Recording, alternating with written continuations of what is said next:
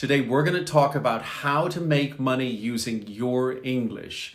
I'm going to talk about ways you can commodify, make money, using the English you already know, and you don't have to be advanced level to do it. And that's the exciting news. So why are we talking about this?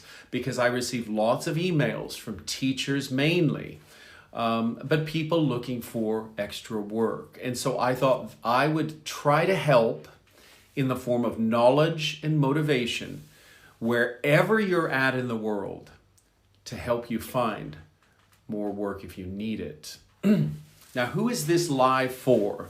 It's for those who want to make more money, for those who want to try new things in English. Maybe they're tired of, maybe they just want to explore, or people who are in a rut. In a rut means you're tired of what you're doing. You're bored or you're tired and you need a change. I'm going to offer you some different ideas that might provide some diversification, meaning to do different jobs in order to make money. Now, here is the idea. Are you ready? We're going to apply it everywhere throughout. All the opportunities have the same principle. Now look at this graph for just a minute. This is the equation, mathematical equation. You must be better than your client. That's it. So if your level is 6, let's say you're intermediate, and your client's level is 3, that means there's a difference of 3 units. So your level is intermediate, your client level is pre-intermediate or near beginning. Then you have 3 units where you can make money. You can make money helping them get to your level. That's where the money is. So it doesn't matter how high you are. It matters how your relationship to the client. So if you're at the advanced level, 8, let's say you're at 8, you're C1. If you have a client that is at B1 or B2 levels, at 6, then you help them 2 units. So in fact, the person with a lower level has more income potential than the person at a higher level, because there's a greater difference between your levels. So as we go through these opportunities, don't worry about your level. Concern yourself with identifying business opportunities or jobs or ideas where the level is lower than you and you can help them. That's the only thing you want to be concerned about. Now, so the key idea, the difference in levels of English is where you derive or make income. The difference between your level and the client, that's the income. And what I'm going to help you do today is identify clients or people or businesses that have lower levels than you, and then try to make money from that. All right? Now, the first thing you should do, obviously you should know your general level of English, B1, or you should take an exam to know your general level. But beyond that, you should know your strengths as a teacher, as an English learner or an English speaker or English, skills. So are you best in speaking or grammar or listening, reading, analysis, punctuation? These are all things that you can potentially earn money from. But you have to know, and I forgot writing, that's one of the most important. I apologize, writing should be on there, writing in terms of translations, that's obviously important. So speaking and writing are the 2 most important, and everything else. Grammar is also important. If you're very good in grammar, you can be a proofreader. I don't talk about proofreading, I talk about translating, but if you're really good at grammar, you can just sell your services as a grammar proofreader. That's it. You just proofread grammar because you're very good. Or punctuation. If you know all the rules of punctuation, then sell that service to people. I'll show you how we do that. Now, I will take questions at the very end, so save them. I will get to them. All right. I want to just say one thing about location, because some of you might live in areas, Iran, Cuba, there might be a few, Syria, Crimea, Sudan, the Republic of Sudan. These areas are going to be difficult to get jobs or business or opportunities outside of your country or area, but you can still, all this applies to your local surroundings. So there's still all of these opportunities apply locally. You just might not be able to do them online. Or if you do them online, it will be within your country. All right.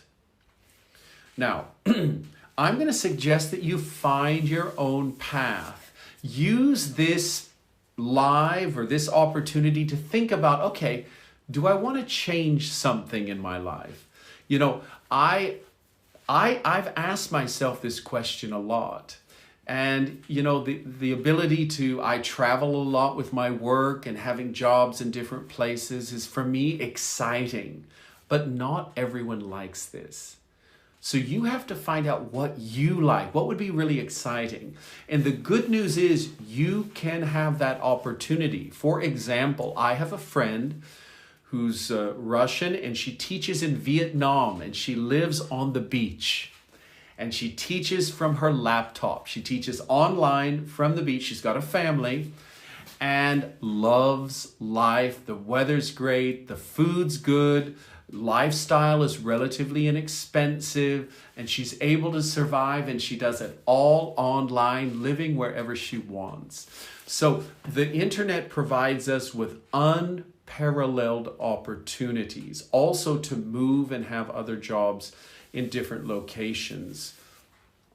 So let's talk about some of these. The most obvious way to make more money is through private students. So let's talk about how we do that. Now, a lot of people are already teaching, so that's not an issue.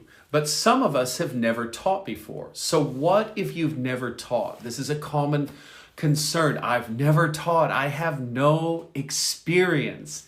That's okay. It doesn't matter. Start now and start getting experience. Nobody starts teaching with experience. Everyone starts from zero. So you might as well start.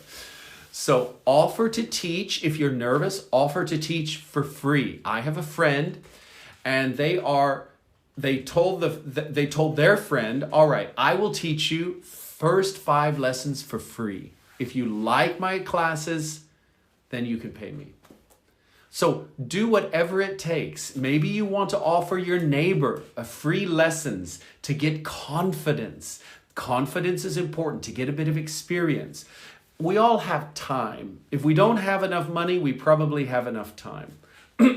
So use this, get experience. Teach anyone for free. Everyone will take free teaching. And get experience, get this confidence, and then you can begin to charge money. Do whatever it takes. I'm going to suggest do whatever it takes to get a bit of experience and confidence. This is really critical. Now, how do we find more students?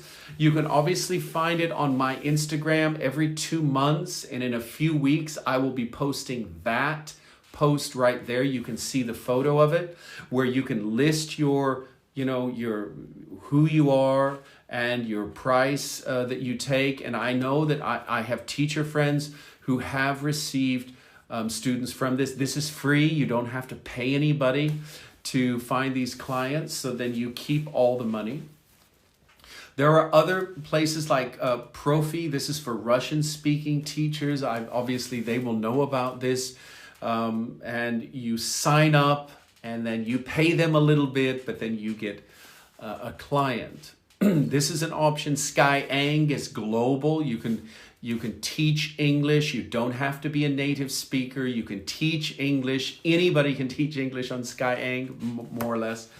And you just fix the price. It's not a lot in some cases, but you can start teaching and earning money. That's the most important point. All right, you can, if this is going too quickly, you can either take a photo or a screenshot of these or watch it on YouTube later. There are lots of resources to find English second language jobs. These are maybe the top 5 where you can find teaching jobs. If you want to move somewhere or teach online, these are, I think, ones you should consider. They don't all require native speakers. They require people who have a pretty good level. So I think B2 would be a safe level to where you could teach. If you're at B1, you could begin teaching beginners in your area. I think that would be very good, starting to teach those around you. And then apps. There are at least these 7 apps you can, as a non-native teacher, you can apply and perhaps get business. Obviously, some of these apps prefer native speakers, but these that I've listed provide opportunities for non-native speakers, and some of them pay very well. So you want to look at those because some of them are Chinese-based and they offer a lot of money. More money perhaps than what you're used to getting. So these are apps, and of course you don't have to leave your home. You can stay where you're at and teach. All right. What about English teaching in businesses? I want to suggest this because most of us live in an area or a community surrounded by businesses. So especially if you live in a city.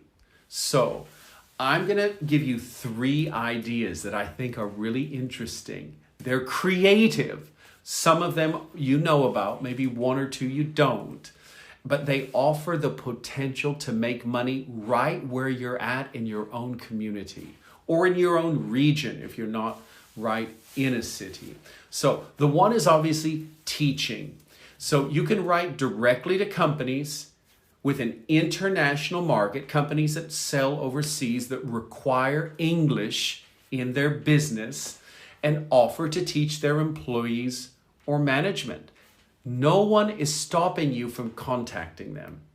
And if you have a lower level, it's okay. Offer only to teach beginners. Say that you specialize in beginners, and that's it. And then you teach those low enough that you feel confident.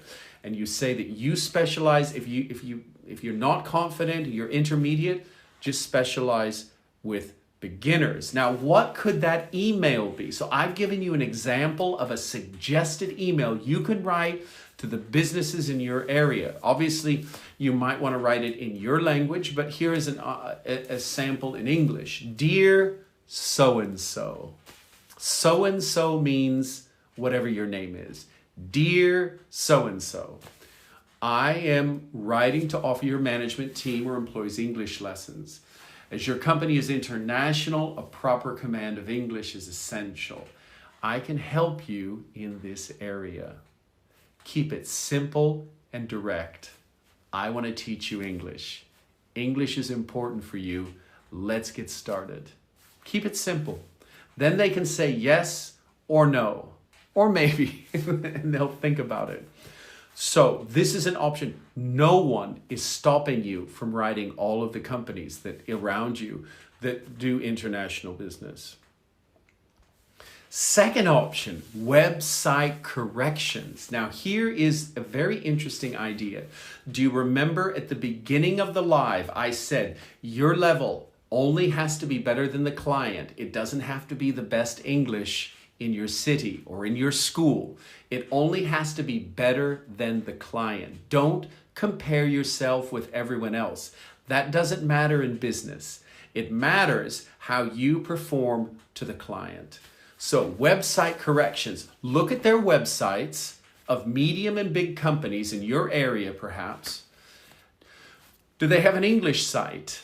If they do, can you spot the errors? Can you notice the errors? If you can, that means your English level is higher than the writer or translator of that site. And that difference is money that you can make. That is difference that you can commodify. This difference is commodifiable. That's a very fancy term of saying you can make money. So if yes, what do? You just write them a very nice message. I'm writing to suggest improvements to your English language website. Be very direct and clear. I noticed a few errors on the front page. As we all know, first impressions are important in business. I'd be happy to send those corrections along and discuss cooperation. Beautiful. And then you have a job as an editor of their website or helping them. And listen, it doesn't matter if you're perfect in English. You can learn on the job. The point is you're better than what they have. And that is a business. And then you meet them and you discuss a business.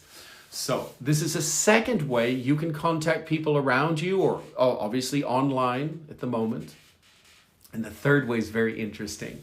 You search for the directors of the companies. You search for their videos on YouTube or Google. Maybe they have an interview in English, a board of director or the president or a vice president, or one of the people in that company has an interview and it's in English.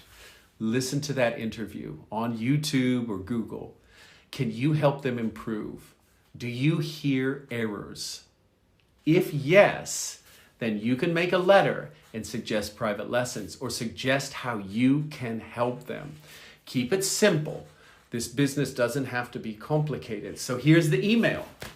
Recently, I saw your video interview on YouTube. You did a great job. So we compliment them first. You did a great job. Congratulations.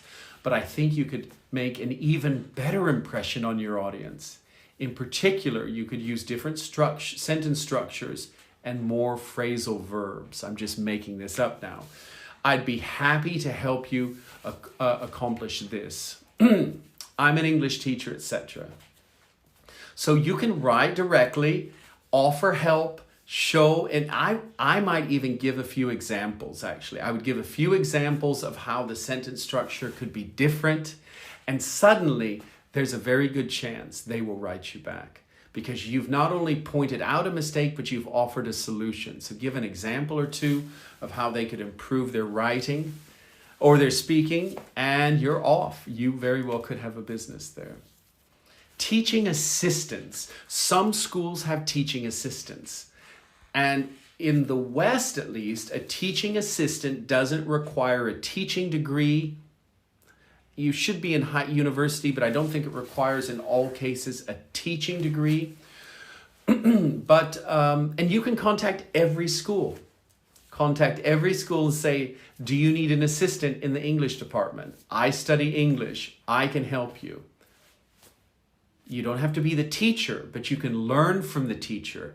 And then the next step is to be the teacher. Finally, jobs requiring English. A lot of jobs require English, obviously. And I hear a lot of people I know on my Instagram here work in call centers. This is very popular, especially in Asia.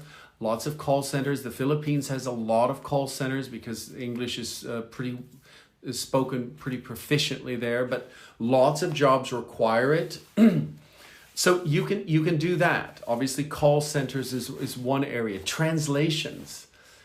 Obviously you have to be a little bit better in translations. This is a little bit more difficult, but there are websites and platforms that you can register with. And here's a list of those, some of the top 5, not all of them, but this is an option if you love to translate from your language to English or vice versa. Look for people that need that. All right, and finally, internships. This is the last resort. This is where you offer your services for free. You say, I'll work for you for free. Now, you don't want to work for free for a long time, but maybe for a week or whatever the internship is. They see that you're a good worker and they hire you. Everyone likes free help. And in America, at least, and in Europe, offering to do something for free, businesses love this because everyone wants to save money. And if they like you, if you do a good job, you've got a job. So I don't know if this works in every country. So obviously we have to understand the cultural distinctions and business distinctions. But certainly in the US and in many parts of Europe, this is very effective in getting your foot in the door. This is an idiom. To get your foot in the door is to have some sort of position or some sort of contact in the company to get a job. If you're an intern, you have your foot in the door because you're already working. And at some point, they will either have to pay you or you'll have to go somewhere else. So this is the last option. We don't obviously want to work for free, but it's an option nonetheless that we can choose if we have to. All right, I hope that this very brief discussion has motivated you to try new things. No one is stopping you from contacting anyone and asking if they will help you or if you can help them. And how do you determine who to help? If you can spot an error, if you can see that your English is better, then that is a business opportunity and you can take advantage of it and possibly earn money from it.